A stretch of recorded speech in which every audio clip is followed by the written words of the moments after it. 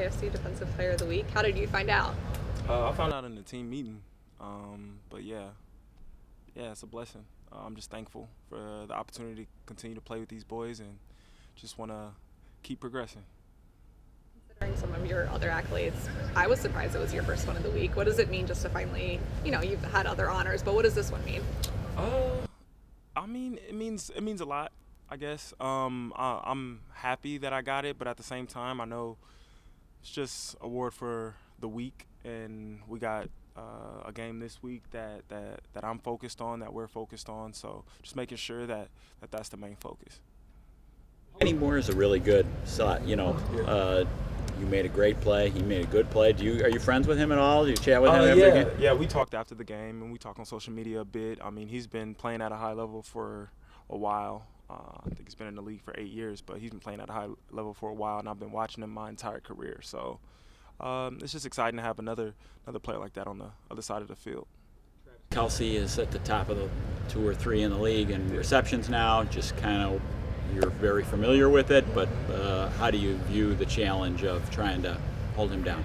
I mean, he's a very, very good player. When you got he's been playing with Patrick Mahomes for a while, and their chemistry is undeniable. So just making sure that we can affect that chemistry, you know what I'm saying, with either the rush or how we're playing Kelce, just making sure that we could disrupt that. The narrative a lot about Kelce is he's always open, or the perception is he's always open, and people watch and they can't quite put into words how he does it. Do you, I don't want to say look at it that way, but how do you look at it when you see the way he does, with all the attention he gets, seem to find places to get the ball?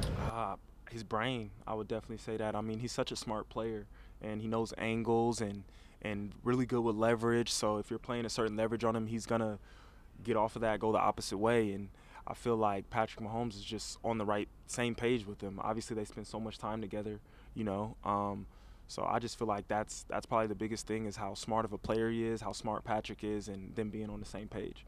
Asking you to rate the two, but Josh and Patrick, but having played against one and practiced against the other, how do they stack up or like compare? Honestly, they're very similar. You know what I'm saying? Obviously, both quarterbacks can make any throw, but also they can extend plays, and that's, as you can see, it's very hard on defenses, and they're both hard to get down. Both have running ability, can get out the pocket and make plays with their feet. So, I mean, it's a lot of similarities there. You know what I'm saying? And I think that's what makes him so effective. You heard me ask Josh about how he's adapted to things this year. From what you've seen in practice and from what you've seen from your perspective, how have you seen him adapt this year, more so than maybe others? I feel like with who's ever been around him, like we've dealt with a lot of injuries, and he's just adapting to who's on the field and what weapons he has this week or that week, and he just makes the right plays. And as you can see, he does a good job of taking care of the ball as well. Just being smart with the football, and when he sees his opportunities, he takes them. How does DeAndre Hopkins change what the Chiefs tried to do on offense? He looks like he's a lot more involved the last couple of weeks. I mean, obviously his catching ability is tremendous. I mean, he's been a great player in the league for a very long time. Just making sure we have an awareness for him and being disruptive, whether that be on the line of scrimmage or the catching point. To Josh just now and to Sean earlier today about the mindset for this week, how it's just treating it like another week.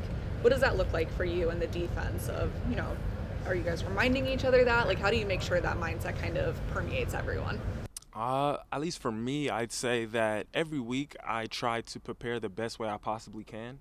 So I'm going to do that this week as well. You know what I'm saying? It's no difference. Each week I'm trying to do whatever I can, do whatever we can to win the game, whether that's Kansas City or whoever it is. You know what I'm saying? So this week it's just that same mentality.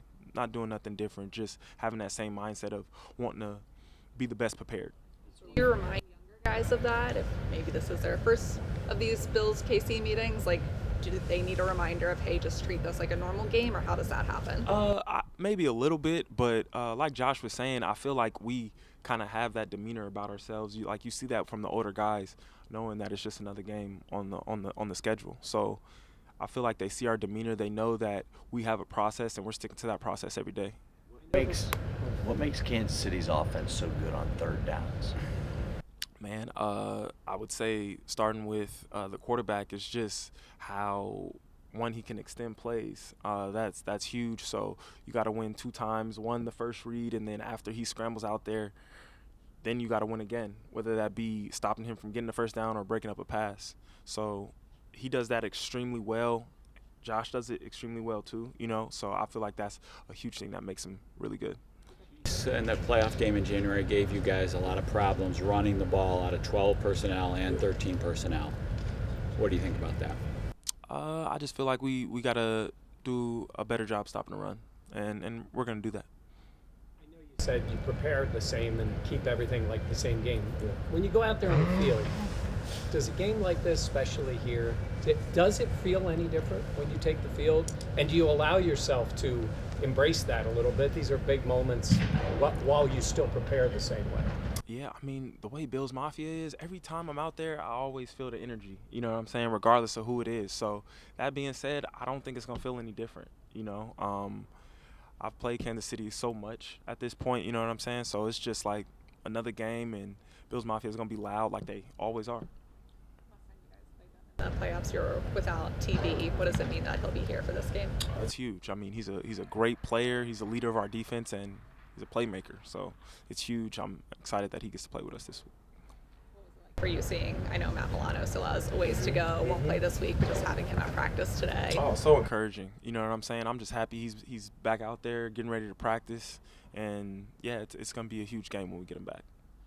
How much having him back around just the last couple of weeks while he wasn't even practicing, what it's meant to you all. Can you kind of put that into words, what it means to a guy that's been here from the beginning with all of you guys, to have him now close to this personal moment? Yeah, I mean, he's one of my closest friends on the team, so just having him around is huge for us. Like, he's helping Dorian, he's helping TB, the linebackers, just get stuff done, and like being a coach out there. So it's just huge to have a guy like that, and I'm so excited to watch him play again.